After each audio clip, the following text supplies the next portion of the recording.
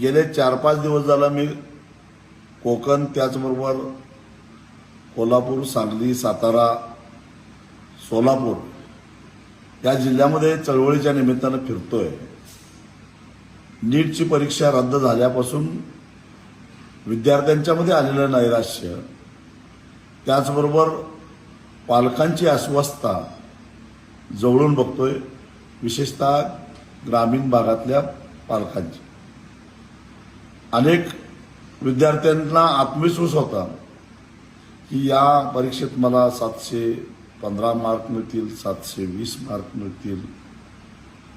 आता पुन्हा नवीन पेपर, नवीन परीक्षा, पुढं काय होईल ही चिंता त्यांना लागून गेली। कुणी जमिनी विकलेल्या आहेत, कुणी घरं गहाण ठेवलेली आहेत, कुणी कर्ज काढलेलं आहे परीक्षेची तयारी करण्यासाठी।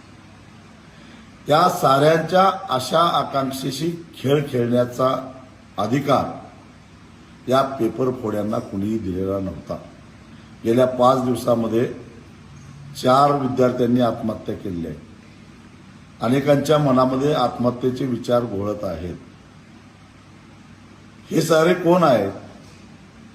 सत्तेमध्ये असणारे आपले हितसंबंध, सरकारमध्ये असलेल्या आपल्या संबंधामुळे आपलं कुणीच काही वाकडं करणार नाही हा आविर्भाव, हा अहंकार, आणि त्यातून पैसा कमावण्याची आलेली संधी सोडायची नाही, या पद्धतीनं या सगळ्या लोकांचा आविर्भाव असल्यामुळं या लाखो विद्यार्थ्यांच्या आणि त्याचबरोबर त्यांच्या पालकांच्या आयुष्याशी खेळ खेळण्याचा प्रयत्न या साऱ्या हरामखोर लोकांनी केलेला आहे।